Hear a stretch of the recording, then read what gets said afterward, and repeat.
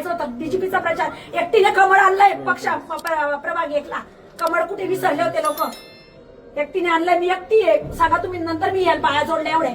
प्रभागात कोण येत होतं मला त्याचं उत्तर द्या तुम्ही. हे मांडा ना की प्रभाग एक मध्ये हे पळाल्यावर संगीता पाटीलने कमळ आणलं तिथे प्रभाग एकला आणि तिला तिकीट नाही तर विषय काय मामा.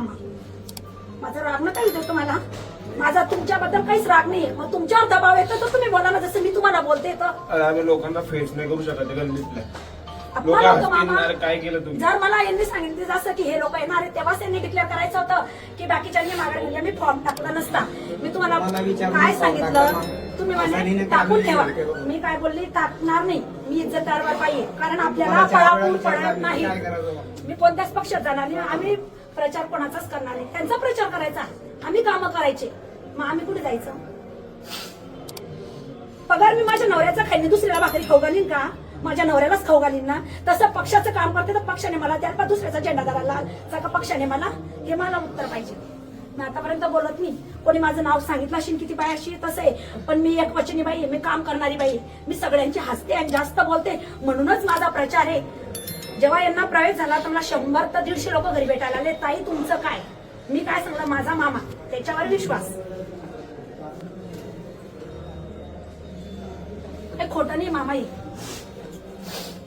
कोणीच नव्हतं ताई 8 वर्षापूर्वी. आणि पहिले मी निवडणूकला तुम्ही विचारा कोणी मदत केलेली चारी नगर शोक आणायला. मी त्यांच्या घरी जाऊन बोलून आले. हे तुम्ही घाणपणा केला म्हटलं. खूप घाण झाली दादा. नगर शोक आम्ही मामांचं काम करता अण्णा बागचे सतत विरोध मध्ये राहतो आणि मी उत्तमराव नानांपासून काम करत आला भाजपचं. कधी पद मागितलं नाही. 8 वर्ष कोणी काम केलं पाहिजे. मी यायची ना तुमच्याकडे कंप्लेंट घेऊन. तुम्ही ना कलेक्टर ऑफिसला जाऊ शकता की हे ना आपल्या महाल्यांच्या तुम्ही किती कामं केल्या वार्डामध्ये, तुमच्या थ्रू किती कामं केलेले प्रभागामध्ये कोणत्याही कानाकोपऱ्यात जाऊन विचारू शकता तुम्ही की संगीता पाटील नगर शोक द्यायची का. त्यांनी नाही म्हटलं तर मी माघार घे. घाण करायची का परत माझ्या प्रभागात? काही होत नाही मामा. मी गटारचं पाणी पिलेली आहे. इतकं घाण पाणी डोक्यावर हंडे आणलेले फोटो सुद्धा आहे माझ्यावर. आणि मी तर पाण्याचा प्रश्न संगीता दांडेकरच्या घरी घेऊन गेले. ते बाटल्यावरून रिस्पॉन्स दिला नाही मला. मी नगरपालिकेत जाऊन सोडवलाय तो प्रश्न. हा हे मी तोंडावर बोलते, नाव बोलते ना. मी मागे नाहीये. बाटल्या घेऊन गेली ती पाण्याच्या, घाण पाण्याच्या. त्या नगर शोकासन 2013 मध्ये एक तरी दे मामा. एक आपल्या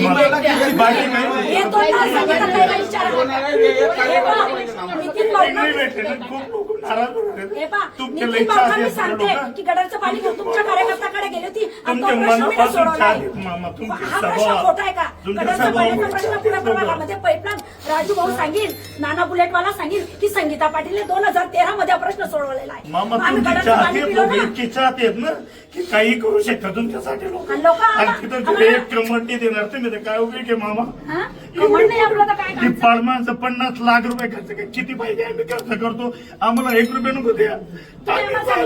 स्वबळावर लढा नाही तर सर्व तोडा युती तोडा सगळे